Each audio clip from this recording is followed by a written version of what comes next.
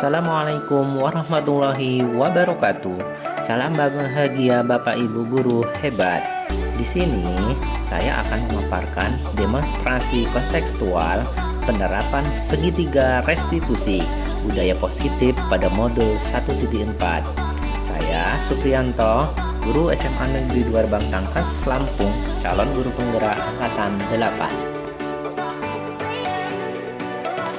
Ya, segitiga restitusi adalah suatu proses dialog yang dilakukan kepala sekolah atau guru atau orang tua agar dapat menghasilkan murid yang mandiri dan bertanggung jawab.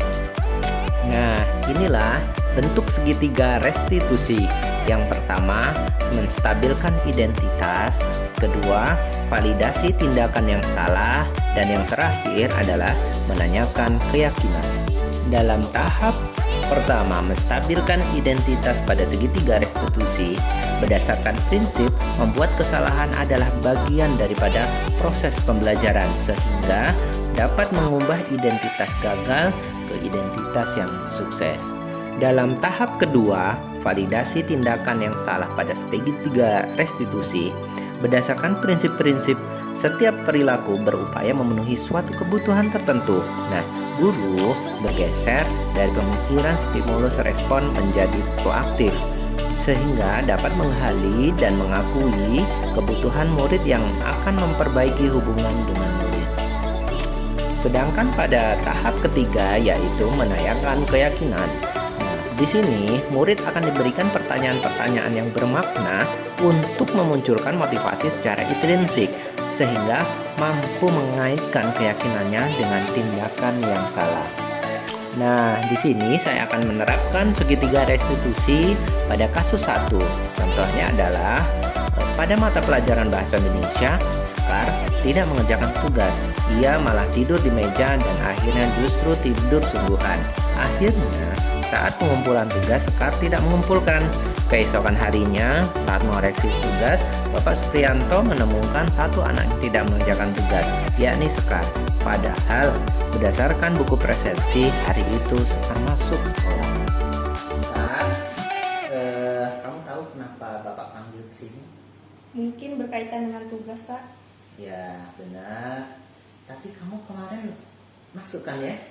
Iya, Pak. Saya masuk, tapi tidak mengumpulkan tugas. Sekar, jadi gini, setiap orang itu pasti pernah melakukan kesalahan. Namun, dibalik semua itu, pasti Sekar punya alasan kenapa bisa melakukan hal tersebut. Saya kecapean dan mengantuk, Pak. Soalnya semalam saya scroll TikTok sampai jam 12 malam. Akhirnya, saat jam pelajaran saya mengantuk. Oh, jadi kamu scroll TikTok sampai jam 12 malam. Nah, Sekar, kamu masih ingat nggak dengan keyakinan kelas kita? Masih, Pak. Masih. Kalau masih ingat, kira-kira apa yang kamu lakukan itu sudah sesuai belum dengan keyakinan kelas kita? Belum, Pak. Nah, kalau belum, kira-kira keyakinan kelas mana? Soal bertanggung jawab, Pak. Ya, oke. Kamu sudah tahu ya. Ya, lalu Sekar ada langkah apa atau solusi apa untuk menghadapi permasalahan ini? Iya, Pak. Pertama-tama, saya minta maaf karena tidak mengerjakan tugas. Yang kedua, saya tidak akan tidur terlalu malam lagi. Dan yang ketiga, saya akan mengerjakan tugas dari Bapak dan segera mengumpulkannya. Baik, Bapak di sini apresiasi sekali ya atas tanggung jawab kamu dalam permasalahan kali ini. Dan Bapak harap Sekar tidak akan mengulangi kesalahannya kembali. Dan yang kedua adalah Bapak tunggu hasil pengerjaan tugasmu besok. Nah, sekarang terima kasih sudah kesini. Kamu silahkan boleh istirahat. Terima kasih, Pak. Baik. Permisi. Iya, sama-sama. Nah, tadi kita sudah melewati pada kasus 1, sehingga ini ada kasus 2, yaitu pada suatu pagi hari sekitar jam 8 pagi di suasana sekolah sudah mulai sepi karena semua murid sudah masuk kelas. Tiba-tiba Suci muncul di sekolah. Suci merupakan murid kelas 11 yang datang terlambat ke sekolah. Sebagai wali kelas 11, Bapak Supriyanto menerapkan praktik segitiga restitusi untuk Suci. Pak Supri memanggil Suci untuk menanyakan beberapa hal dengan tujuan adanya perubahan positif pada Suci sehingga tidak terlambat lagi. Oke, Suci, sudah lama ya kita tidak pernah ketemu. Iya Pak. Ya, saya mendapatkan laporan bahwasanya dari guru piket tadi pagi kamu telat tadi pagi ke sekolah ya. Iya Pak, saya telat 10 menit. Pasti Suci punya alasan kenapa tadi bisa telat. Iya Pak, saya bangun kesiangan karena saya tidak menyetel alarm buat bangun pagi.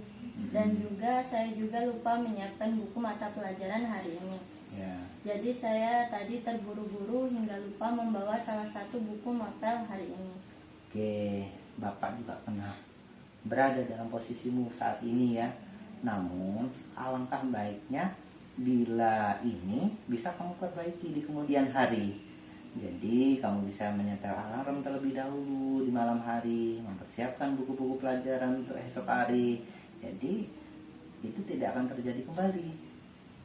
Baik Pak, saya akan lebih berhati-hati dan menyiapkan buku mapel di malam hari. Ya, jadi atas kejadian hari ini, kira-kira Suci tahu tidak apa nilai-nilai sekolah yang belum sesuai dengan tindakanmu hari ini? Tidak hadir di sekolah tepat waktu Pak.